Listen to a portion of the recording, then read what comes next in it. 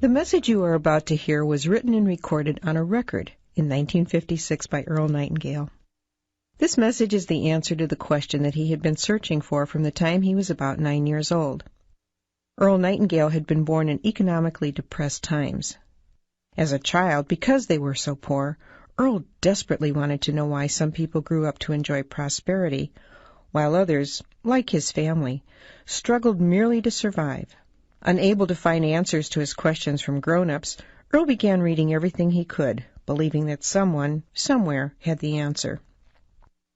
Many years passed, and when Earl was 35 years old, he wrote and recorded this message.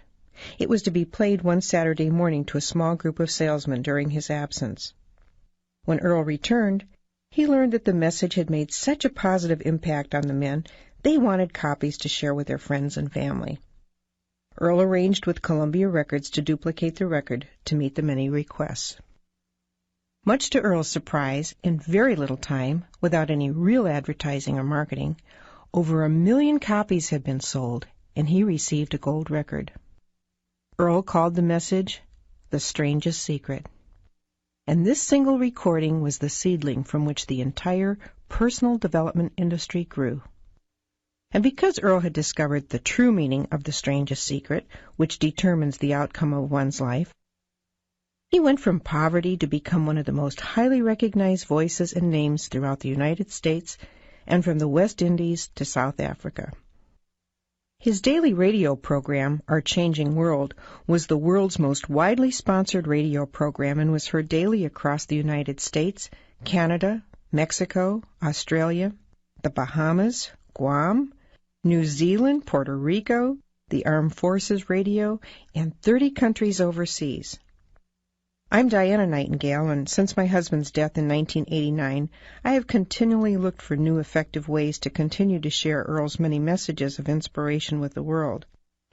The personal development industry is so vast today, and yet people around the world attribute the strangest secret as being the one message that has most positively affected their lives. Earl revised The Strangest Secret several times over the past 40 years as times changed. Because of these changes, I believe you will appreciate the historic value of this original recording. As you listen, you will notice how the statistics reflect those of the mid-1950s. You'll also hear Earl mention the other side of the record. But 40 years later, the message is as true and valuable as it was then. Now I invite you to sit back, relax, and enjoy the original The Strangest Secret by Earl Nightingale.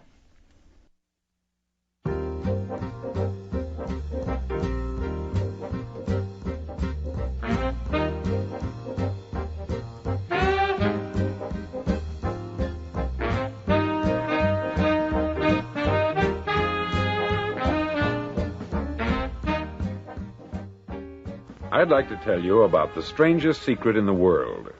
Not long ago, Albert Schweitzer, the great doctor and Nobel Prize winner, was being interviewed in London, and a reporter asked him, "Doctor, what's wrong with men today?" The great doctor was silent a moment, and then he said, "Men simply don't think." And it's about this that I want to talk with you. We live today in a golden age. This is an era that man has looked forward, dreamed of, and worked toward for thousands of years. But since it's here, we pretty well take it for granted. We in America are particularly fortunate to live in the richest land that ever existed on the face of the earth, a land of abundant opportunity for everyone. But do you know what happens? Let's take 100 men who start even at the age of 25. Do you have any idea what will happen to those men by the time they're 65? These 100 men who all start even at the age of 25 believe they're going to be successful. If you asked any one of these men if he wanted to be a success, he'd tell you that he did. And you'd notice that he was eager toward life, that there was a certain sparkle to his eye, an erectness to his carriage, and life seemed like a pretty interesting adventure to him. But by the time they're 65, 1 will be rich, 4 will be financially independent, 5 will still be working, 54 will be broke. Now think a moment. Out of the 100, only 5 make the grade. Why do so many fail? What has happened to the sparkle that was there when they were 25? What's become of the dreams, the hopes, the plans? And why is there such a large disparity between what these men intended to do and what they actually accomplished. When we say about 5% achieve success, we have to define success. And here's the definition. Success is the progressive realization of a worthy ideal. If a man is working toward a predetermined goal and knows where he's going, that man is a success. If he's not doing that, he's a failure. Success is the progressive realization of a worthy ideal. Rollo May, the distinguished psychiatrist, wrote a wonderful book called Man's Search for Himself. And in this book he says, the opposite of courage in our society is not cowardice, it is conformity. And there you have the trouble today. It's conformity. People acting like everyone else, without knowing why, without knowing where they're going. Now think of it. In America right now, there are over 14 million people 65 years of age and over, and about 13 million of these 14 million are broke. They're dependent on someone else for life's necessities. Now, we learn to read by the time we're 7. We learn to make a living by the time we're 25. Usually, by that time, we're not only making a living, we're supporting a family. And yet, by the time we're 65, we haven't learned how to become financially independent in the richest land that has ever been known. Why? We conform. And the trouble is that we're acting like the wrong percentage group, the 95% who don't succeed. Now, why do these people conform? Well, they don't know, really. These people believe that their lives are shaped by circumstances, by things that happen to them, by exterior forces. They're outer-directed people. A survey was made one time that covered a lot of men, working men, and these men were asked this question. Why do you work? Why do you get up in the morning? 19 out of 20 had no idea. If you ask them, they'll say, everyone goes to work in the morning. And that's the reason they do it, because everyone else is doing it. Now let's get back to our definition of success. Who succeeds? The only man who succeeds is the man who is progressively realizing a worthy ideal. He's the man who says, I'm going to become this, and then begins to work toward that goal. I'll tell you who the successful people are. A success is the school teacher who's teaching school because that's what she wanted to do. The success is the woman who's a wife and mother because she wanted to become a wife and mother and is doing a good job of it. The success is the man who runs the corner gas station because that's what he wanted to do. The success is the successful salesman who wants to become a top-notch salesman and grow and build with his organization. A success is anyone who is doing deliberately a predetermined job because that's what he decided to do deliberately. But only 1 out of 20 does that. That's why today there isn't really any competition, unless we make it for ourselves. Instead of competing, all we have to do is create. Now, for 20 years, I looked for the key which would determine what would happen to a human being. Was there a key I wanted to know which would make the future a promise that we could foretell to a large extent? Was there a key that would guarantee a person's becoming successful if he only knew about it and knew how to use it? Well, there is such a key, and I've found it. Have you ever wondered why so many men work so hard and honestly without ever achieving anything in particular, and others don't seem to work hard and yet seem to get everything? They have the magic touch. You've heard them say that about someone. Everything he touches turns to gold. And have you ever noticed that a man who becomes successful tends to continue to become successful, and on the other hand, have you noticed how a man who is a failure tends to continue to fail? It's because of goals. Some of us have them, some don't. People with goals succeed because they know where they're going. Now think of a ship leaving a harbor, and think of it with the complete voyage mapped out and planned. The captain and crew know exactly where it's going and how long it will take. It has a definite goal. 9,999 times out of 10,000, it will get to where it started out to get. Now let's take another ship, just like the first, only let's not put a crew on it, or a captain at the helm. Let's give it no aiming point, no goal, no destination. We just start the engines and let it go. I think you'll agree with me that if it gets out of the harbor at all, it will either sink or wind up on some deserted beach a derelict. It can't go any place because it has no destination and no guidance. It's the same with a human being. Take the salesman, for example. There is no other person in the world today with the future of a good salesman. Selling is the world's highest paid profession, if we're good at it and if we know where we're going. Every company needs top-notch salesmen, and they reward those men. The sky is the limit for them. But how many can you find? Someone once said, the human race is fixed, not to prevent the strong from winning, but to prevent the weak from losing. The American economy today can be likened to a convoy in time of war. The entire economy is slowed down to protect its weakest link, just as the convoy had to go at the speed that would permit its slowest vessel to remain in formation.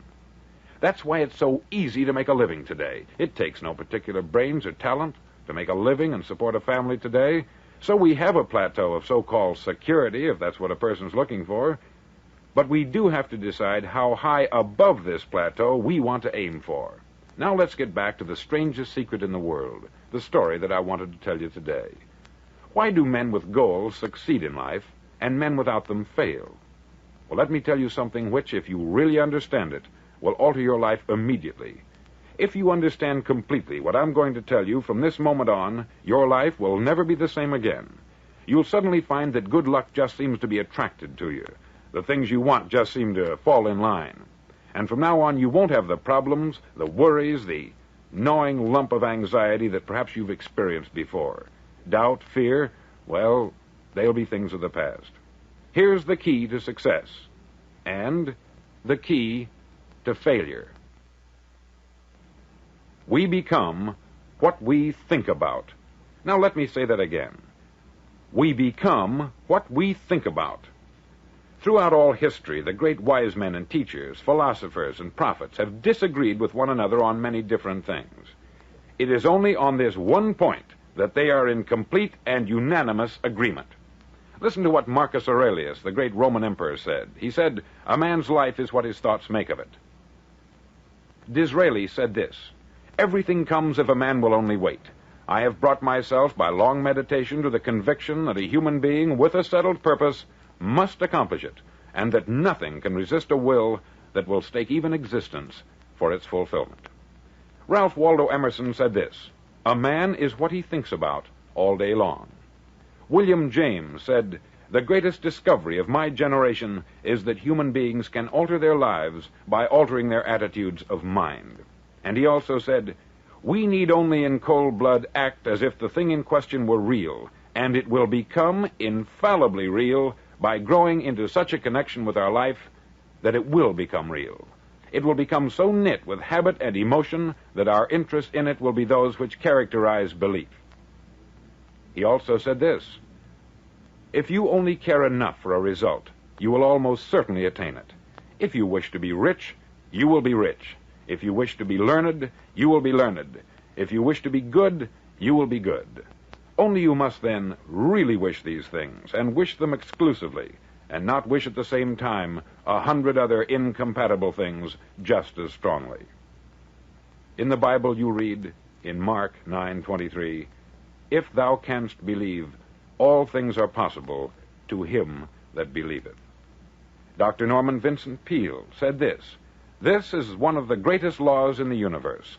Fervently do I wish I had discovered it as a very young man. It dawned upon me much later in life, and I've found it to be one of the greatest, if not my greatest discovery outside of my relationship to God.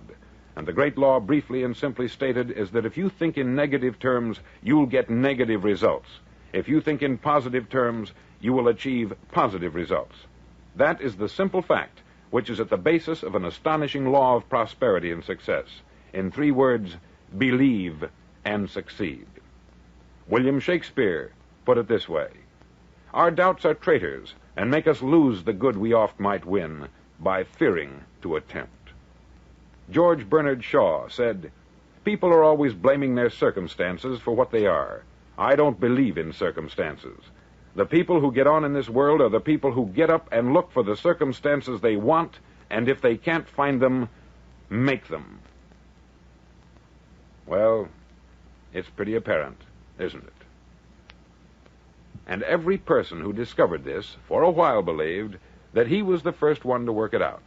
We become what we think about. Now, it stands to reason that a person who's thinking about a concrete and worthwhile goal is going to reach it, because that's what he's thinking about.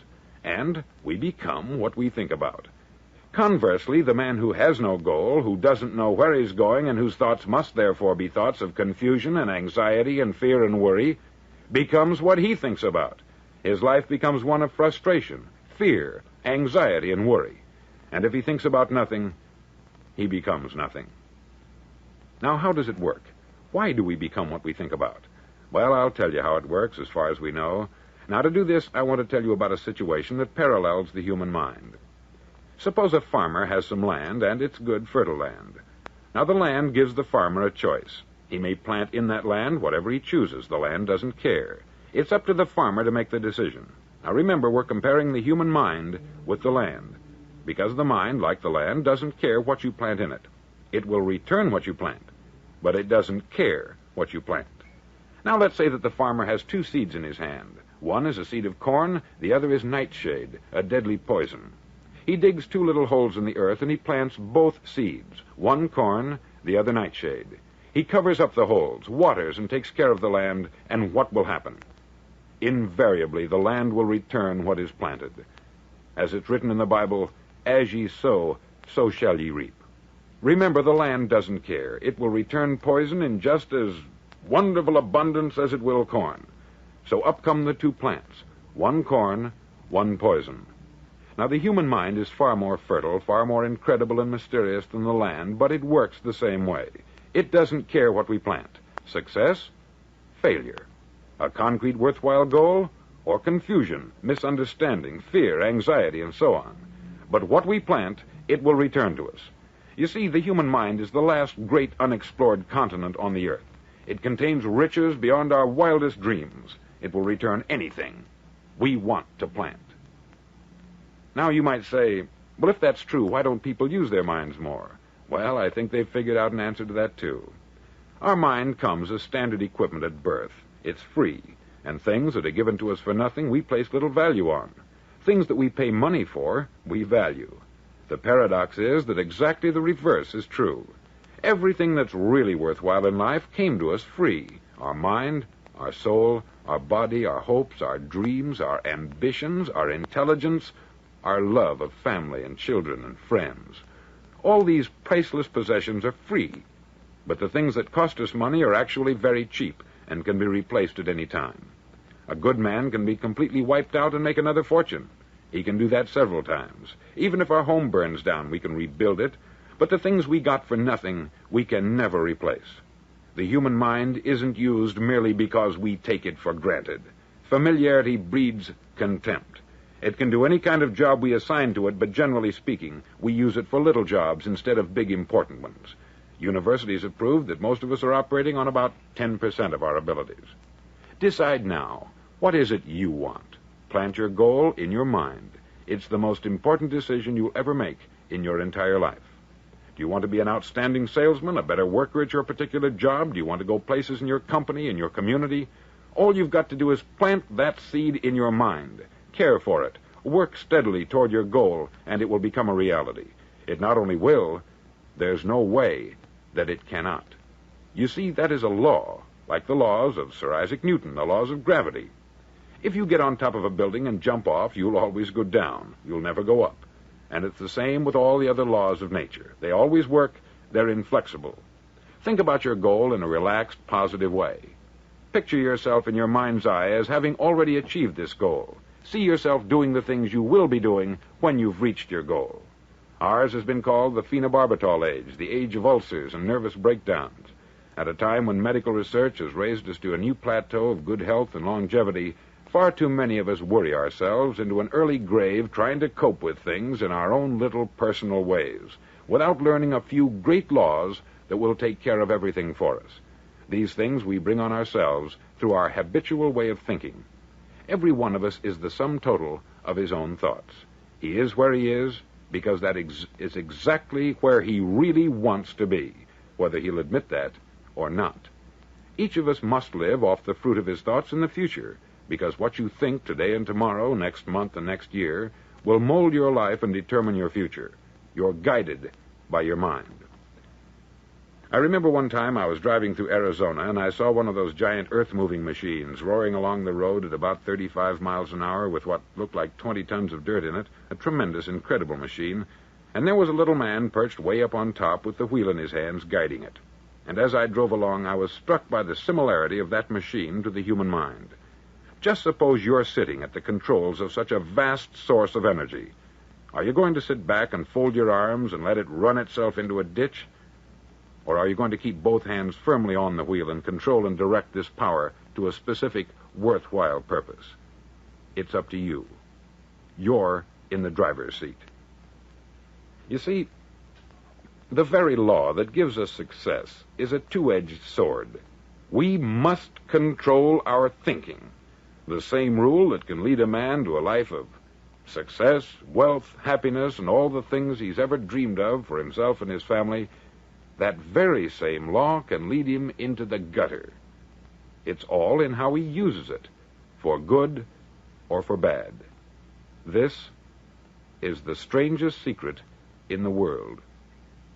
Now, why do I say it's strange, and why do I call it a secret? Actually, it isn't a secret at all. It was first promulgated by some of the earliest wise men, and it appears again and again throughout the Bible. But very few people have learned it, understand it. That's why it's strange, and why, for some equally strange reason, it virtually remains a secret. I believe that you could go out and walk down the main street of your town and ask one man after another what the secret of success is, and you probably wouldn't run into one man in a month who could tell you. Now, this information is enormously valuable to us if we really understand it and apply it. It's valuable to us not only for our own lives, but the lives of those around us, our family, employees, associates, and friends. Life should be an exciting adventure. It should never be a bore. A man should live fully, be alive. He should be glad to get out of bed in the morning. He should be doing a job he likes to do because he does it well. One time I heard Grove Patterson make a speech, the editor-in-chief of the Toledo Daily Blade, and as he concluded his speech, he said something that I've never forgotten. He said something like this: "My years in the newspaper business have convinced me of several things, among them that people are basically good, and that we came from someplace, and we're going someplace. So we should make our time here an exciting adventure. The architect of the universe didn't build a stairway leading nowhere." And the greatest teacher of all, the carpenter from the plains of Galilee, gave us the secret time and time again. As ye believe, so shall it be done unto you.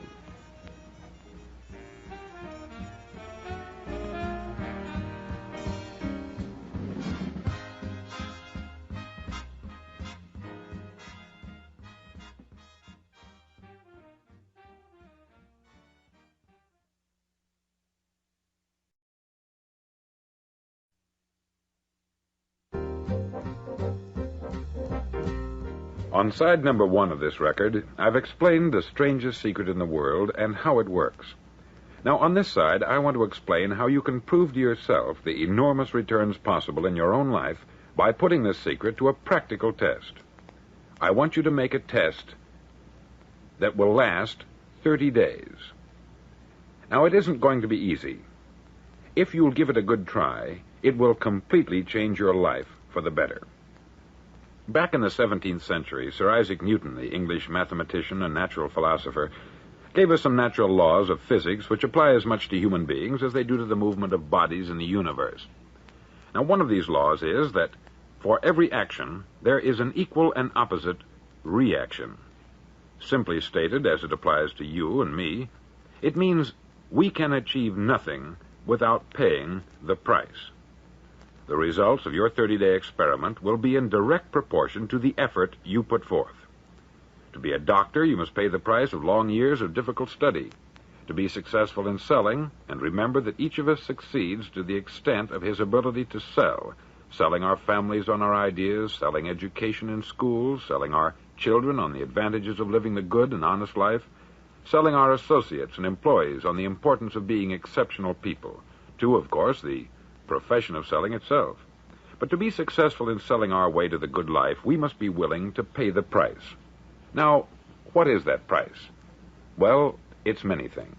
First, it's understanding emotionally, as well as intellectually, that we literally become what we think about, that we must control our thoughts if we're to control our lives. It's understanding fully that, as ye sow, so shall ye reap.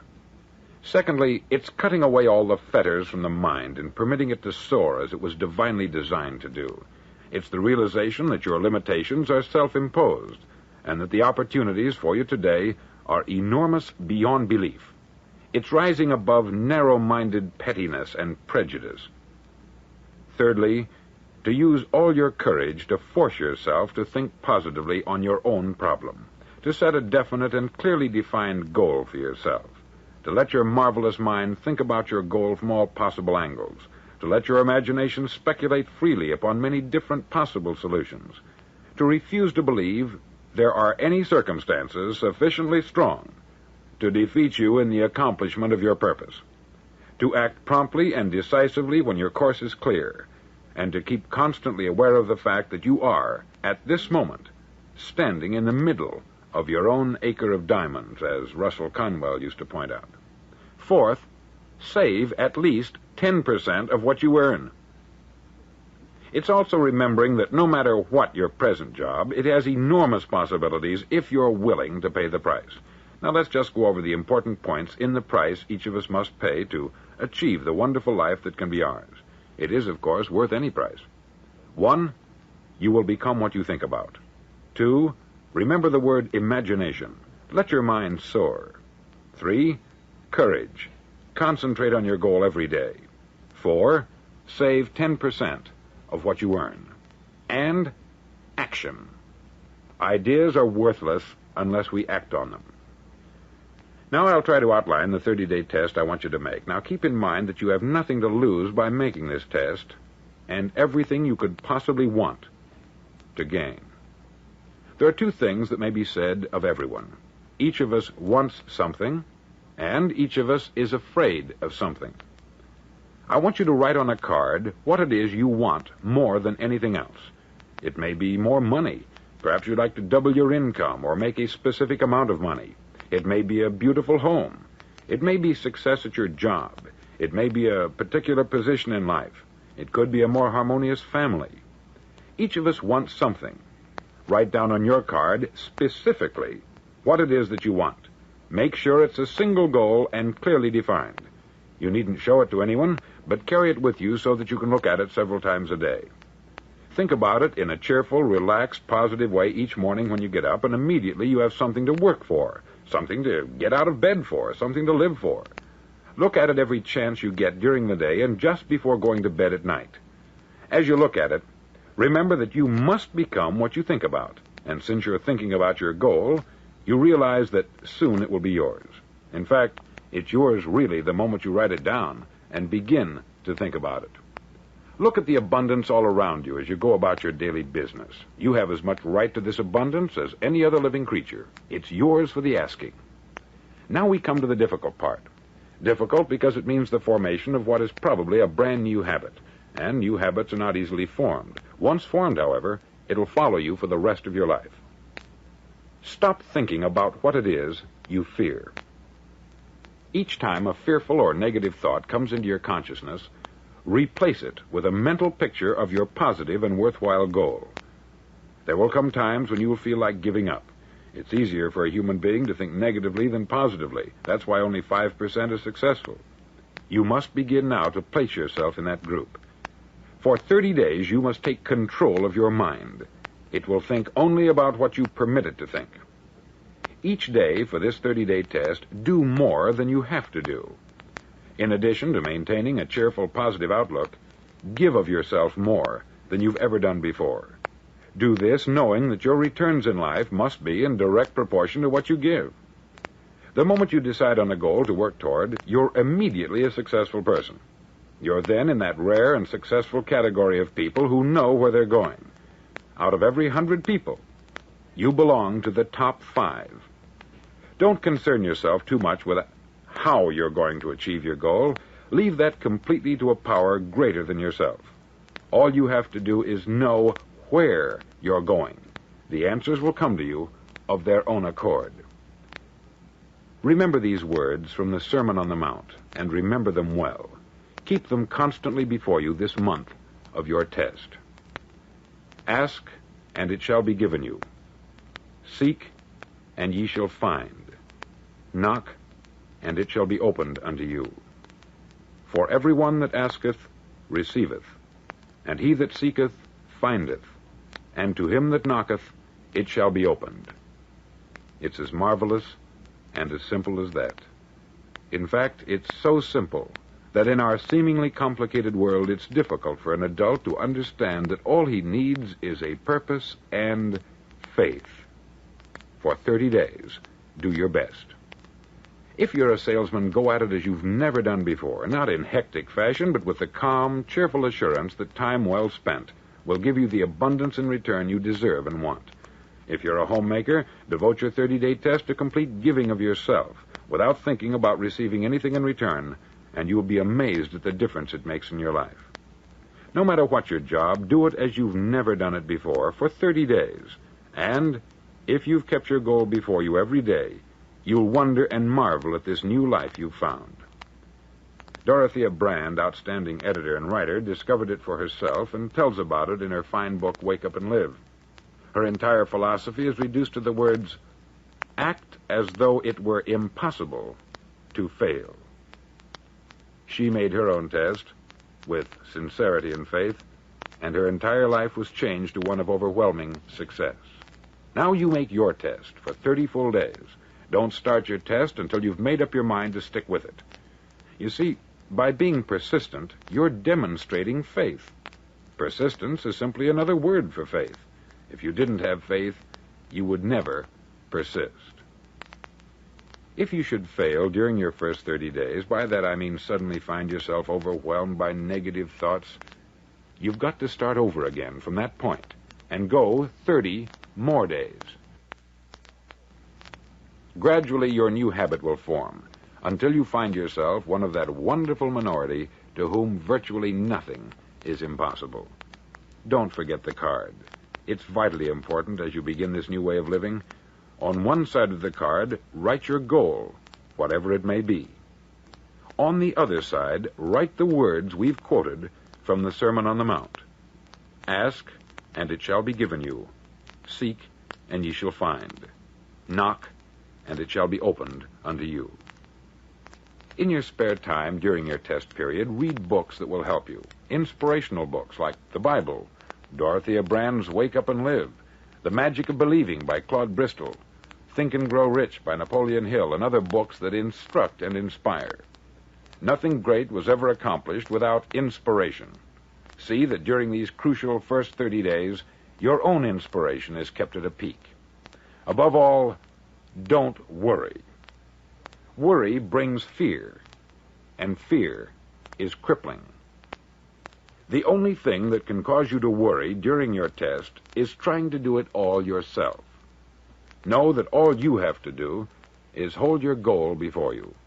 Everything else will take care of itself.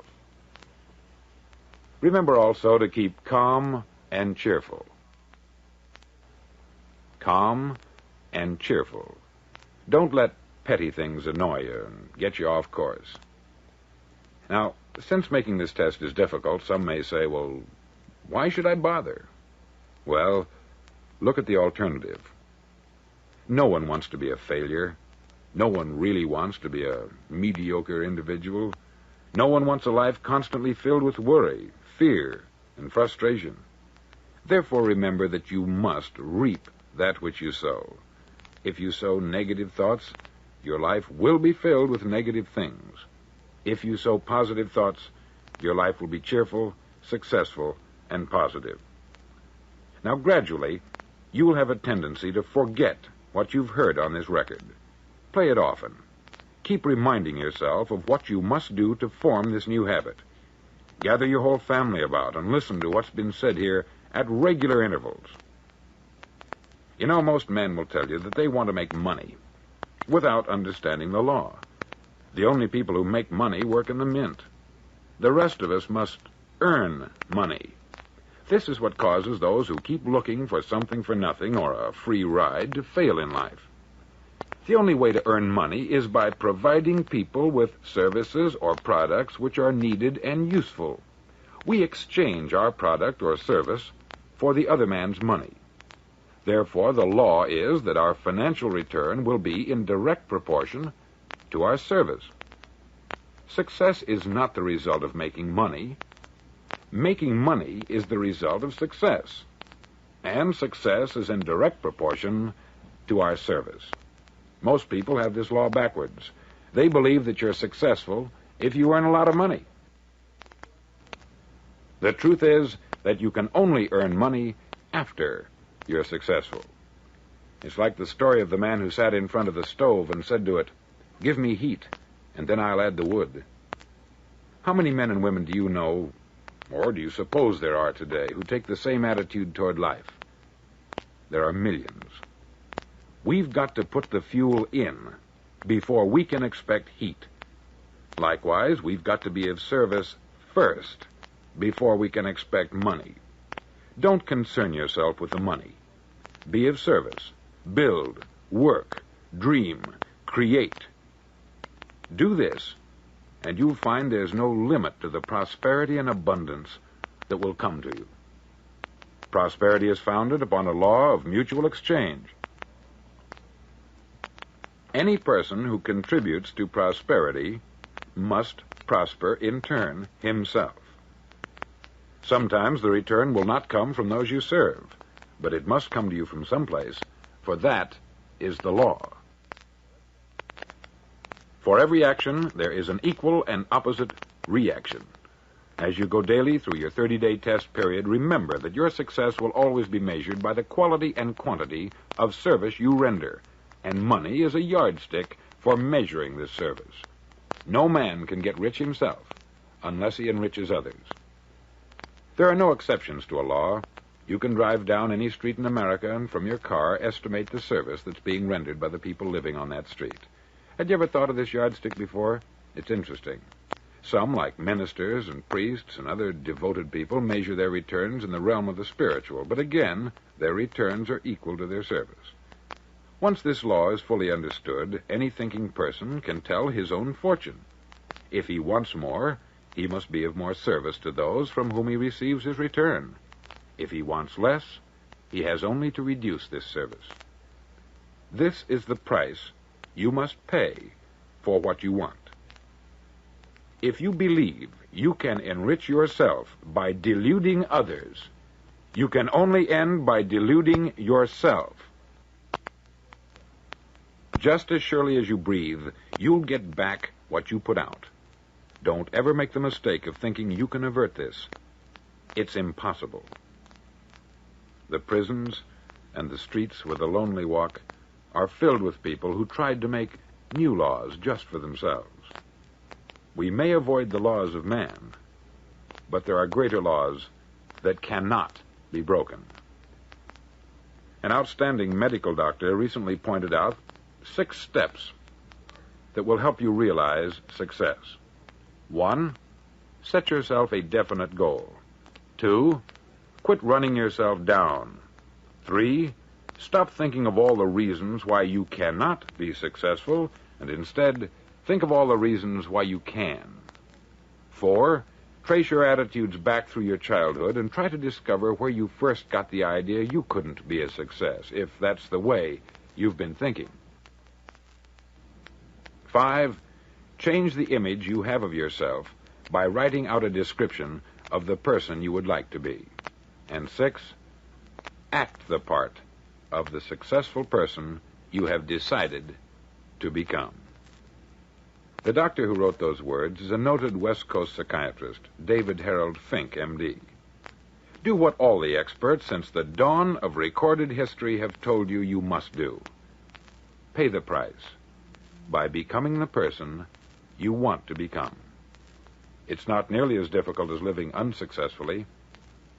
Make your 30-day test. Then repeat it. Then repeat it again. Each time it will become more a part of you until you'll wonder how you could ever have lived any other way. Live this new way, and the floodgates of abundance will open and pour over you more riches than you may have dreamed existed. Money? Yes, lots of it.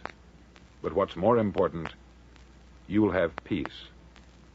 You'll be in that wonderful minority who lead calm, cheerful, successful lives. Start today.